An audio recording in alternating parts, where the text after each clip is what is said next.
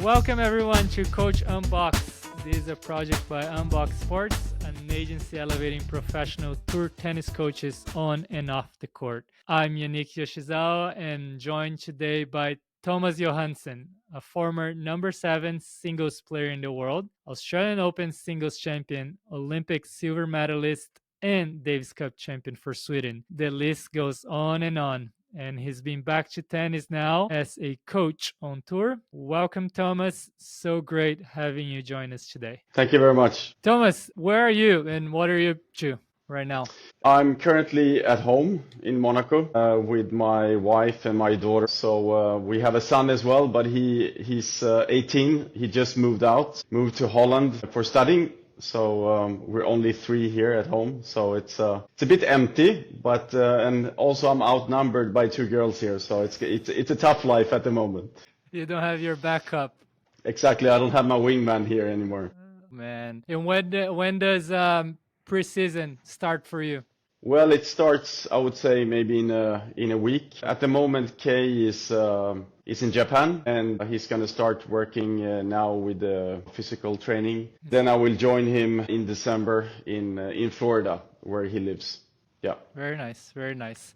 Good. Well, before we get to where you are today, I would love to hear about your early days. If you can tell about your childhood, where you grew up, how was your day to day? Tell us that part of your life. I grew up in a city called Linköping, which is a 2-hour drive south from Stockholm. Grew up in a family with my mom and dad and little sister. Started to play tennis when I was around 4 years old and joined the tennis club in my hometown when I was around maybe 5. And then I just loved playing tennis. When I went to my grandpa and my grandma's apartment, they had a small apartment, but my grandpa, he made like a badminton racket, like a small tennis racket for me, so I could swing as hard as I could in the hallway. And I remember that the neighbors, they came many times, because I was hitting against that wall or that door, day and night. So sometimes the neighbors, they came, okay, so Thomas is here again. And so, tennis has been my passion since I was in a very young age. And then I started to, play. Was that an influence by your grandparents, your parents, or was it natural? Yeah, well, my grandpa played and my dad played, but just for fun. They maybe played once a week, twice a week. But I developed a big interest for tennis in a very early age. Then when I was around, I would say 10, 11, I started to play national tournaments. From the beginning, I started to do really well. I was ranked, the number 1 junior in Sweden from when I was 10 to 18, I would say. I grew up in a very great era, I would say, with Thomas Enquist. So Thomas Enquist is a year older than I am, and Magnus Norman is a year younger than I am. So we were competing against each other from when we were 11 all the way to the professional level. And at that time also Swedish tennis was, at a very high peak with Stefan Edberg, Mats Wilander, Joachim Nyström, Michael Pernfors. We had so many. Yeah, what kind of water were you drinking there?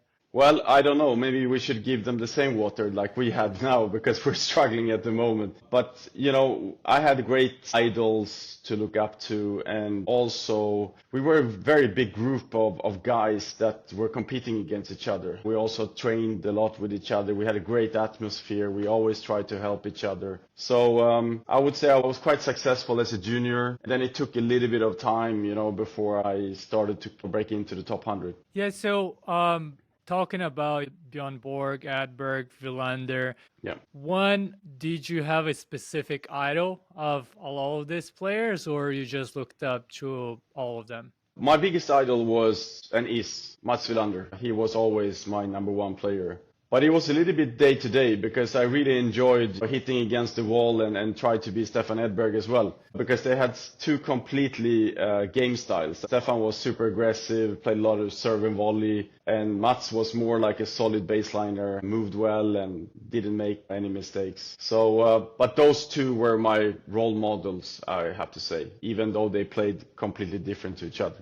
Yeah, and was that your inspiration that like just like I want to be like them? And you felt that since a very young age, as 10-year-old, 11-year-old, you were like, I want to be the number one player in the world?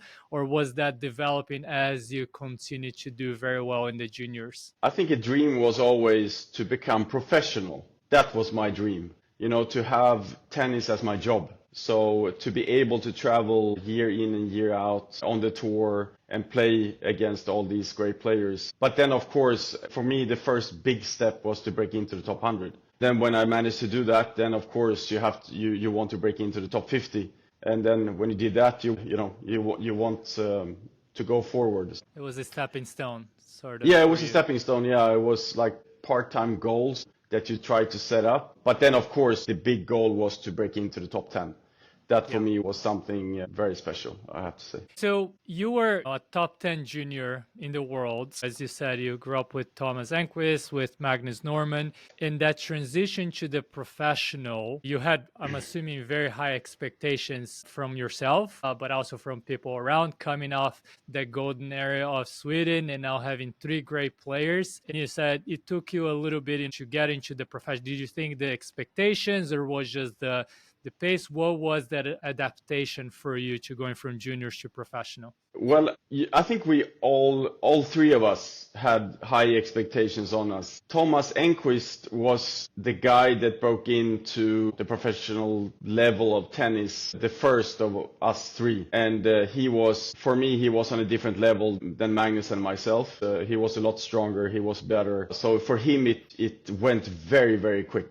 So of course, for myself and Magnus, we were like, it took a little bit more time for us, and that also creates frustration. Why can't we break into the top 100 when Thomas is, I don't know, 50 in the world, and in practice we can still compete with him? But I think that was also the thing that helped all three of us, because we were practicing a lot with each other. And when Magnus and I saw that Thomas broke through quite quick, we all felt that we also belonged there. So we inspired each other, I would say. Yeah, so it was a very healthy competition. Even though you're there, you still maintain that level of friendship that in the end helped you, right? But was there I can imagine how tough, one of your close friends doing well, but was there any time during that time they're like, I just want to quit? No, not that I wanted to quit, but I felt that how freaking hard can it be? Because I was so successful as a junior. I had some good wins in practice, but also in tournaments. Because when I was 18, I made quarterfinal in Bolzano in an ATP event, and I managed to beat Karel Novacek, he was top 20 at that time. So I beat him in 3 sets. Then I beat Paolo Canet, an Italian player here. I think he was, around maybe 70, 80 at the time. Then I lost 3 sets to Olhovsky in the quarterfinals. So I felt that I had a sniff a little bit on the professional level. But then all changed, I would say, when I managed to win at that time. Now this explains how old I am, but the UK satellite, that was my big breakthrough, because I managed to win the satellite. Satellite was I don't know, you're too young, Yannick, but it was like it was 3 tournaments for 3 weeks. If you made good results during those 3 weeks, you went to the Masters, and then you got the ATP points. So basically, to be able to get the ATP points, you had to play for 4 weeks. Yeah, it's crazy. Yeah, but I managed to win that one, and then it only took, I think, a month or 2 before I won my first challenger, and then after that, it started to take off. Yeah. Then it went quite quick. Yeah, that's the momentum of tennis. Thomas, tell us a little bit of the aspect of your coaching when you were junior and turning into a pro. There is a person who is cited, Magnus Tiedemann. When did he start coaching you, and how was that relationship, and how much did he help you going through that transition and the professional career as well? When I was a junior, I had a very, very good coach called Thomas Johansson. He was the one that pretty much helped me with the technique, with my forehand, backhand, serve and volley. And Magnus Tiedemann, which he was my coach for, I think, for 12 years on the tour.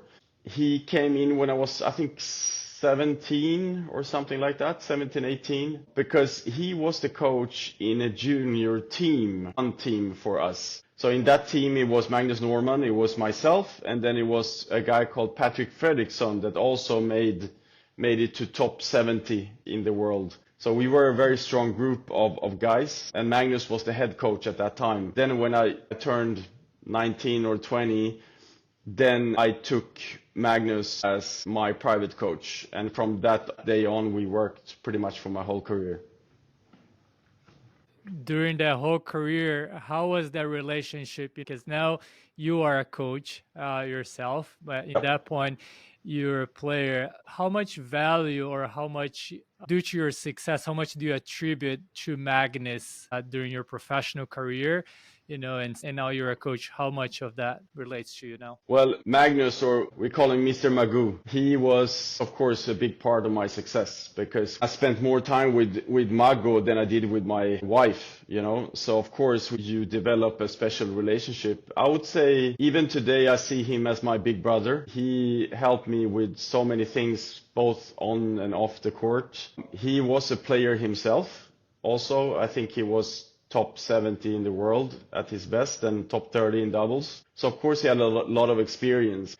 For me also with Mago, it was that he made the traveling a lot of fun. He made it very enjoyable. Also the time that we spent on the court was always fun, except on the clay from my part, because I hated clay. So that during that time I was a pain in the butt.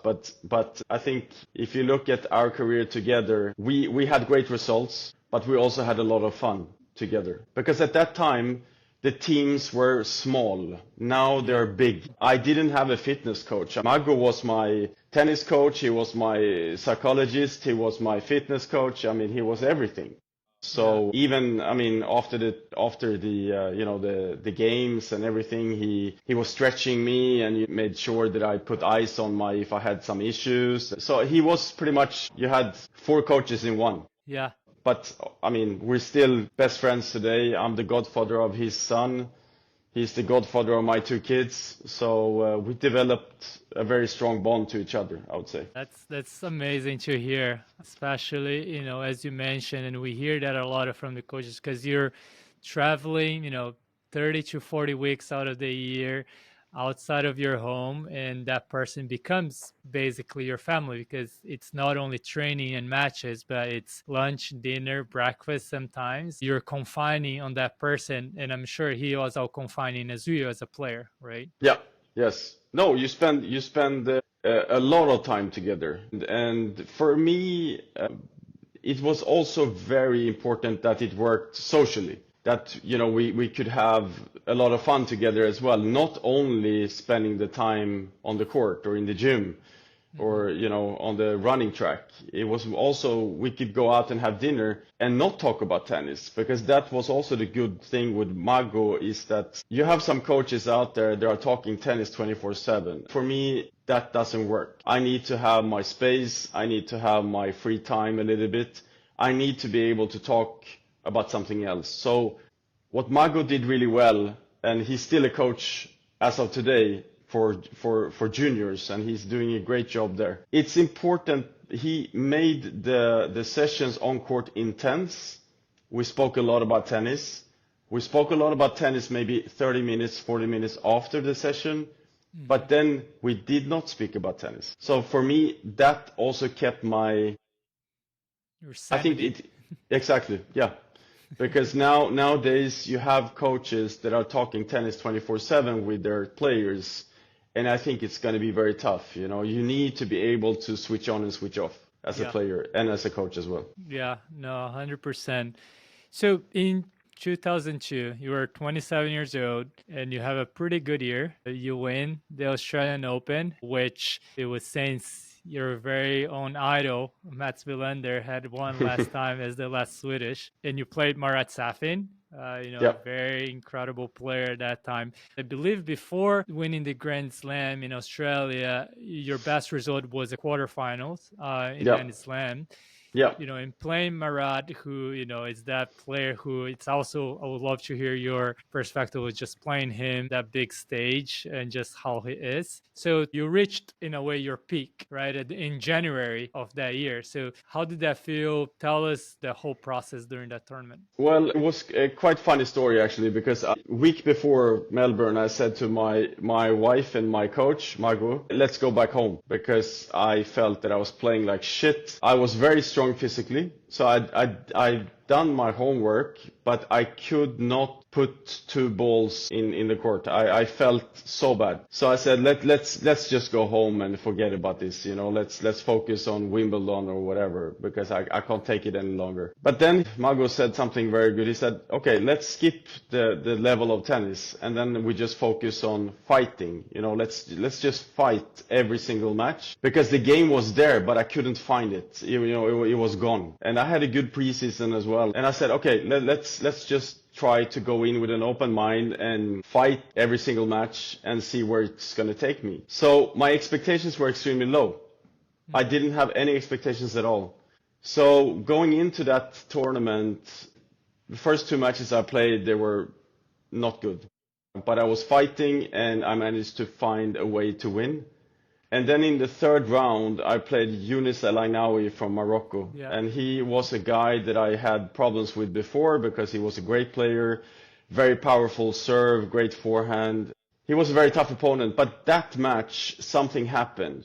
I managed to find my game, and that was one of the best matches for the whole 2 weeks. Managed to beat him in, I think, 3 or 4 sets. And then after that, it was almost like popping a balloon. It was, I found my rhythm, I found my game, and my level just increased, the further I got in the tournament. Then, of course, in the final, playing a Grand Slam final, and then you talk to Mats Wilander, you talk to Stefan Edberg, and they just tell you that, Thomas, one thing, enjoy. And I was like, how can I enjoy? I want to win this. I want this one so bad. So, and that is I would say, a situation where you feel like, now I really have to deliver. I really have to squeeze every millimeter of tennis knowledge that I have in my body to be able to perform that day. And Marat was the favorite by far. Had you played Marat before? I think I had, and I don't remember the result before, but I remember that we had tough battles. So even if he was the favorite by far, I didn't feel like, big underdog. I felt like an underdog, but I still felt that I had a chance. But I was normally I never got nervous when I played tennis, but that specific day, when the locker room is empty and it's only you and Marat sitting with your coaches, and the gym is empty, and that's also what I tell my players now. If you come to the tournament, if you can stay as long and you start to feel lonely in the locker room, then you've done well. Yeah. So, but I was nervous going into that match, and I was nervous for, I would say, 4 games. He managed to break me in one of those 4 games, and I couldn't catch him in the first set. But then I would say end of first, I felt that my level was there again. So then I just felt, okay, now it's time to just accelerate and try to win this one. Wow. And you did. You end up that year reaching your highest ranking of number 7 in the world. For you, how is that mindset? Because when we talked about in the beginning of this conversation, said there was always a stepping stone. You were top 100, you wanted to get to top 50, you wanted to break into the top 10. Imagine you also had a Grand Slam as part of your goals. You reached those goals. Were you like, okay, now I want to become number 1 in the world? Was your mindset continuing to I want to do the next thing, or I've accomplished what I always wanted to accomplish? How was that mindset after those results? It's a very good question. Did not feel after that, for example, now let's try to go and grab Paris, or let's now go and grab Wimby. Because at that time, we had we always have great players, but we had very good players at that time, with Sampras, with Leighton, with Agassi. We had so many, and we had very good players on different surfaces. So I just felt that if you would have asked me before, I would have said Wimby would have been my best opportunity to maybe win a slam. I managed to make semis there, and was very close against Andy in the semis to be able to play Roger in the final. Let's just try now to see what we can do. Maybe we can go to top 5. But my big goal was to try to stay in the top 10. That was my goal. So even though I won a Grand Slam, I was not like, now I expect to win one or two more. Because Yeah. I think I was, I don't know, maybe a bit too humble, maybe a bit too realistic to see that playing, for example, Sampras on Wimby or playing Moya or Ferrero in Paris is not easy. Yeah. So I think my big goal was to try to stay within the top 10. Okay. And, throughout those next couple years, continue to, do well. And later stages of your career, Magnus joined as part of your team. Yeah. You grew up together, you competed together for so many years. How did that decision come about? And he's also 1 year younger, so I should Yeah. have been his coach. I mean, if you look at the age. But no, Magnus had to unfortunately stop his tennis way too early. But knowing Magnus, he's so determined, he's so professional. So of course he went straight from the tennis court into studying. So he was studying finance at the time. And then he started to work in a big company in Sweden. But he was missing his tennis. He was missing the competition. And then he left his job. We still, even today, we talk maybe once every second week. We text a lot to each other just to see how things are going. But then I had stopped with Mago as well. And then I said, why don't you join me? Let's go. It was more like two friends. But I said, I want you to coach me. I want you to be tough on me. And knowing Magnus, he was the most professional tennis player ever. I mean, he was practicing so hard. He left everything on the court. So we had so much fun together. But we were working really hard. And for me, I've been lucky because I've had two of the best coaches in the world working with me. But it was different because Mago is a lot older than I am. Magnus is 1 year younger. So it was a little bit, when he said, let's go 2 hours or let's go 3 hours. And I said, no, let's go 1.5. And then we have a coffee after. And he said, no. But we managed to find this balance, I would say, between best friends and also coach and player. Yeah. And I mean, you go on to win a silver medal in the Olympics in 2008, playing Switzerland team. So I'm sure that was an experience in itself. Yeah. Now, 2009, that's when you announced your retirement. Did you feel that you were ready to retire? No, I did not feel like that because I retired because I had to retire because of injuries. And I think that's why every time I watch tennis, every single time I watch tennis on TV or live, it doesn't matter. I want to play. I still miss it. I think it's different if you retire when you want to retire, because then you feel like you're done. So if you compare, for example, Jonas Björkman to myself, Jonas could stop when he wanted to stop. I had to stop because I had injuries. I couldn't practice at the same level of intensity and I couldn't play the tournaments that I wanted. So I missed it a lot. It was a tough decision. And funny enough, I said that day that I will never ever work with tennis again. Because I was so frustrated because I wanted to play, but my body said no. And then I said, you know what? Never. Tennis, never again. And then it took 6 months or something like that. And then I became we managed to get hold of the Stockholm Open. So I was a tournament director for Stockholm Open for 3 or 4 years and still involved in tennis. So I think tennis is in your DNA. You're never going to leave tennis. Mm-hmm. It's something special. It would be good to hear your transition here because, look, when you retired, if I'm doing my math correct, you were 34 years old, correct? Yep. You won a Grand Slam, you were silver medal in the Olympics, you were a top 10 player, you won Davis Cup. So you have a pretty good curriculum to say, hey, I've accomplished a lot of things, while at the same time you wanted to continue to play. It seems that it was very much for the passion of every match, that adrenaline that you got, or was that something that you were like, no, I still want to achieve something? I felt at that time when I stopped, I felt maybe I could have played for another year or two. I do think I could have been around, I think I could have maybe been around top 50. Not on a higher, not top 20, not top 10, but top 50. I could have had a good year, maybe a good 2 years left. Also at that time we got our second child. So my son is born 2006. My daughter is born 2009. It would have been fun for me to show my kids what my life has been all about. Hmm. And this is something that not hurt me, but that's one of the regrets that maybe we should have got kids earlier, because I really would have loved. I mean, now my son and my daughter have seen YouTube, they've seen matches that I played, but they still haven't been in the box, they haven't been traveling with me and things Yeah. like this. So this is something that I regret. But of course, you miss everything. You miss the practice before. You miss the off seasons. You miss the Davis Cup when you spend time with your friends and you compete as a team. You miss the adrenaline on the court. You Yeah. miss the appreciation. It doesn't matter which job you have. How many jobs in the world can you leave your job that day and people are applauding you? It's not Not every day many. that happens. No. So you miss so many things. And like I said, when I speak to players that I've been coaching, when I speak to players that I know, and when they start saying, yeah, I'm so tired of tennis. I'm so, I want to do this. I want to do that. I said, listen, play tennis as long as you can, as long as the body holds up, because it's the best job in the world. You said you go on to be the tournament director for the Stockholm Open.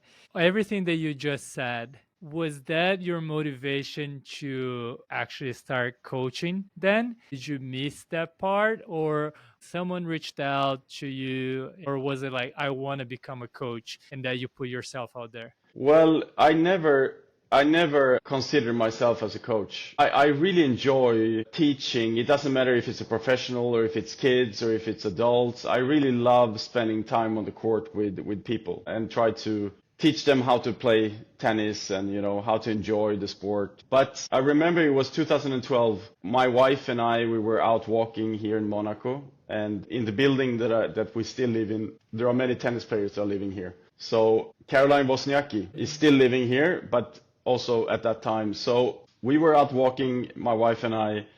We run into Caroline and her dad, and then we just talk a little bit. We chit chat like we normally do, and then I think she texted me that day and she said, can we have a coffee tomorrow or something? And I said, yeah, sure. So, and then she said, would you be interested in maybe traveling with me a little bit? Because we were good friends before. And then I started to travel with Caroline, and I really, really loved it. I really thought it was interesting, and Caroline was such a good player. I mean, she was so professional, the nicest girl in the world. So, I mean, we had a lot of fun. Then I really started to enjoy the coaching part. So you coach Caroline, you go on to coach Borna Choric, Maria Sakkari, Krajinovic, Goffin, Kristea, and now Kay. I see also, women, men, Yeah. women, men, which it's actually not very common in the tour in tennis or any other sport, right? And you see coaches in all the other sports, including tennis, the majority of time, they usually stick with one gender because there are different challenges as well opportunities.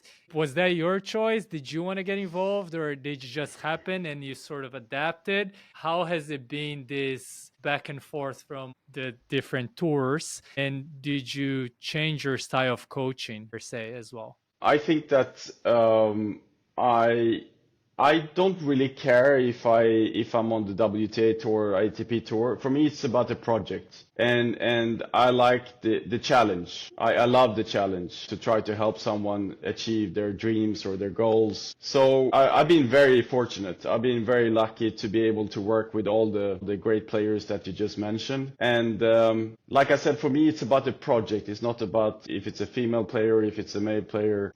I do think that since I was working on the WTA tour, I've become a better communicator. And I do think that you have to communicate a bit different if you coach a guy versus if you coach a girl. Also, their game styles are a bit different. Since I've been a player on the ATP tour, I have sometimes easier to relate to what the male player experience and the thoughts and the feelings that enter his mind or his body during that time. But also I've learned from the WTA tour as well. So for me it was a challenge to try to understand and try to sometimes on the women's tour make it a little bit more simple. Don't complicate things. Be a bit more simple in your game style. For me, it's been so much fun. Yeah, and with Magnus Tidman, it's not a lot of players who spend 12 years with one coach. One, do you still consider him, even now that you're coaching, as a mentor for you as a coach yourself? Because we've had a relationship with Tom Hill, who also now consider you as his mentor. Tell us a little bit of your relationship with Magnus now, how much of that influences you as a coach, and is that something that you also try to pass on to younger coaches nowadays? Yes, many times if, for example, if my player is playing a tough match, or even if he wins or she wins, or she loses or he loses, one of the first people that I call is Mago, because I say, this happened, and why did he do that, or how can she think like this? And he said, listen, do you remember how you were working and how you were thinking and how you were acting? And sometimes you forget very quick. So Mago is definitely one of my mentors, to try to ventilate sometimes after matches. And you mentioned Tom, and Tom is, first of all, he's a great friend of mine, and he was working together with myself and Maria Sakkari for like a year. I felt that we needed someone else in the team at that time because I was traveling a little bit too much, and I wanted to have someone that could, step in for me some weeks here and there. Tom, he came into the team, and he was, such a nice guy, wanted to learn, wanted to work, and since that day, I think we've always stayed in contact. I've always, he's been there for me, I've been there for him. If he has some questions, I do think that he came in with such an open mind in the team. And I think he added so many things. And then when I stopped, or when we stopped working, Maria and I together, Tom continued with Maria, and that's what I told Maria as well. I said, continue with Tom. Tom will bring you where you want to be, and he did. I mean, he made her number 3 in the world, I think, with great results. And she's such a nice girl to work with. And we had a lot of fun, Tom, myself, and Maria, and during that time. And we had some great results as well. So I consider Tom as a very, very, very high level coach. Yeah, no, for sure. And he said many times that how much you is important as a mentor to him. So it's great to hear from both sides. And now, Thomas, you worked 12 years with a coach. Do you try to also reciprocate this aspect of, making the training, making the travel fun? Now you don't see that relationship with a lot of coaches that stand 12 years. Turnover per se, it's quicker. There are more people changing coaches. Why do you think is that? Do you think it's just the nature that now there's just more coaches? There's a fitness trainer, physio. Do you have any thoughts on, the reason that people are just changing coaches more often? Yeah, it's a great question. I would say that, like you mentioned, the teams are getting bigger. You have agent, you have fitness coach, you have physio. The teams are getting very big. So I do think that the player gets more voices in the team, and we all know how we react in, let's say, social media. If you have 9 great comments and 1 bad, then you focus on the bad. And I don't think the pressure is bigger now. Many coaches, many players, many outside the tennis, they say that the pressure is so big. And I said, no, it's the same like when we played. I think the player himself or herself sometimes have problems to filter what is good, what is bad, and who should I listen to? Should I listen to him? Should I listen to her? What should I do? And that's many times also why you should have someone that you can open up to and then you can talk to that is also objective, not maybe 100% on your side and tells you all the things that you want to hear. That has been very important in my life, not only as a player, but also as a coach. I always have a few people that I can say, okay, what am I doing wrong? Or how should I think? Or should I continue? Should I stop? Which direction should I go? But my coaching strategy is also that you have to enjoy. Don't think tennis 24/7. You have to enjoy. You have to be able to switch on and switch off. You have to enjoy life. Tennis is just a sport. It's just a job. Life is more important than that. And this is something that I've learned both as a player and as a coach. And also the difference between winning and losing is so small. I mean, we could talk about 1 point here and there that could make your day the best day of your life or the worst day of your life. The margins are very small in tennis, but To answer your question, I do think that the reason why people are changing coaches more now is that more people are in the team. They are not as patient as before. That you can see with the young, I mean, like yesterday, we were watching a TV show on TV, and my daughter, she's watching TV, but she's also on the phone, and half eye is on the iPad. So this is also with patience. We're not as patient anymore that we used to be. So I don't know. I think that's a very big reason why people are changing more. Yeah.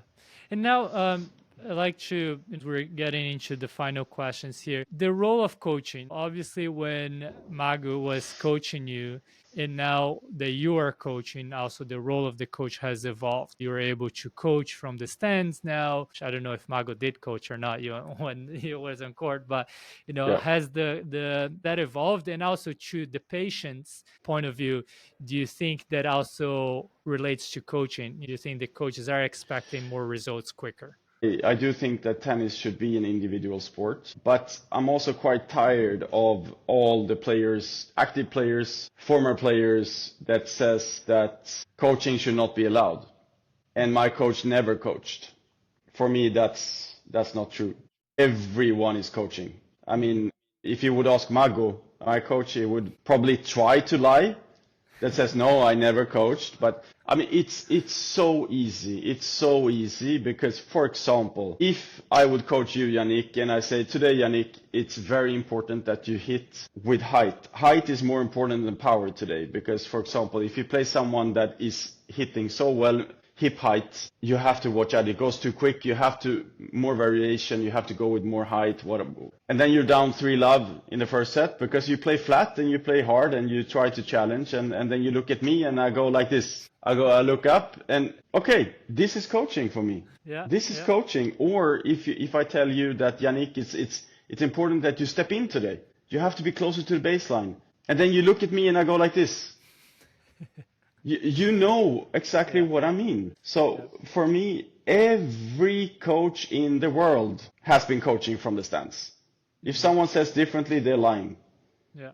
So I do think that this is a step. I think it's a good step. Yeah. I don't think that you should have a conversation with your player. And I would never have a conversation with my player. I would always just go back to the game plan that we agreed on. Then things can happen on the court. The guy or the girl can play differently. I can see something from the sideline that my player doesn't see. I try to help my player to win the match. And we are always working as a team. If she or he loses, I lose. So this is how it works. Yeah. So I think that we should try to keep it short and not have a conversation between the player and the coach. I think it's I think it's a good step because in most of the sports you can get a coach. I don't know any sport that you're not allowed to to talk to your player. But I do think that the tournament and the tour, both tours, can use the coaches in a better and more productive way. Why am I saying this? I can tell you that I love hockey. I'm crazy about hockey. And then I went to watch my home team once. I bought a ticket that included, dinner and everything. And then on the ticket, it said that the assistant coach is going to come in for 15 minutes during our dinner and talk about the match. I was so excited going into that match because I knew what my team were going to try to do with the team that they were playing. Of course, he didn't say everything because it could be some other fan having dinner with me or with other people. But I do think that since the players are very limited in their off-court appearances, I do think that the tour and the tournaments can use the coaches a lot more. Now, Thomas, as we're getting into our final question here, and we'll go into a quick rapid fire, this is the question that we ask all the coaches. What advice would you give to yourself in the earlier days of Thomas Johansson? And how old would Thomas Johansson be when he receives this advice? I would tell Thomas Johansson that Thomas Johansson can play tennis on clay. and he can go into the court with an open mind and not be so freaking negative and just wait for the grass to come. And that I would tell him maybe when he was around 18. 18. Okay, so that passion of clay was more of a professional, or was it juniors as well? No, I actually did really well on clay as a In junior. juniors. Yeah, Really? but yeah, it's so funny. But I just had a mental block. When I came to French Open, it was one of the few times I asked to play Monday, because then I knew Monday night I'm back home. So I was so negative, and this is something that I really would like to, to tell myself. Oh, okay. Well, maybe there is a younger Thomas Johansson out there Yes. that will listen to this for sure. Okay, well, these last couple questions are just the first thing that comes to your mind. Okay. So if you can answer just in few words, one word to describe yourself as a person. Humble. One word to describe yourself as a coach. Honest. What are you most proud of in life? My kids. What are you most proud of in tennis? Yeah, of course, it has to be the Grand Slam in the win in Australian Open, of course. What's your current dream? To be healthy. What do you consider yourself an advocate for? Oof, that's a good one. Respect. An athlete or a coach you look up to? Athlete I look up to is Mats Wilander, because he was my idol. Coach, I would say my two coaches. I would say Darren Cahill. I would say Riccardo Piatti. Very good. Other sports or teams you keep up with? You said ice hockey. I heard a little bit of a floorball, golf. I love, golf. I played quite a lot of golf just when I finished tennis, actually. So golf, I follow. Hockey, of course, my home team back home in Sweden. And also, I had a very good friend that played in Rangers. He's not there anymore because he stopped. Now I would say Formula One. Formula One is my big passion. Do you have a favorite driver or? Of course, the Monegasque driver, Charles Leclerc, is of course my favorite driver, because I have the privilege of working with him as well here in Monaco in a company that we developed. Most of the Formula One pilots, they are crazy about paddle.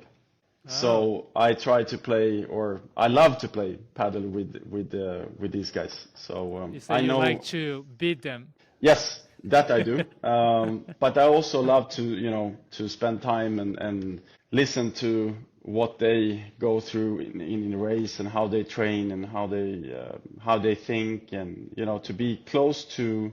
For me, it's always a privilege to be close to someone that is so good in a sport, or in business, or in life in general. Do you have a favorite book or podcast?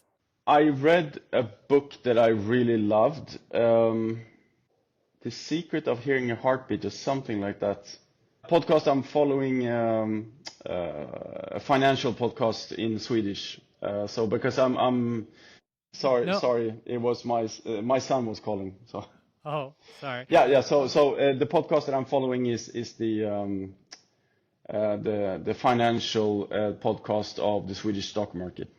All right, last one. Do you have a quote or philosophy mantra that you live by? No, I mean, for me, I believe in karma. I think that if you're nice to people, if you respect people, if you try to help people, then I think you will get rewarded sooner or later. Okay, well, Thomas Johansson, much appreciated. Thank you. It was great getting to know you better. Wishing you the very best your time at home now. Thank you. With your family. Make sure that you call your son back. Yeah, I will. But yeah, thank you everyone for listening. Please follow the podcast here for more stories, and make sure to follow us on social media at Unboxed Sports. See you next time.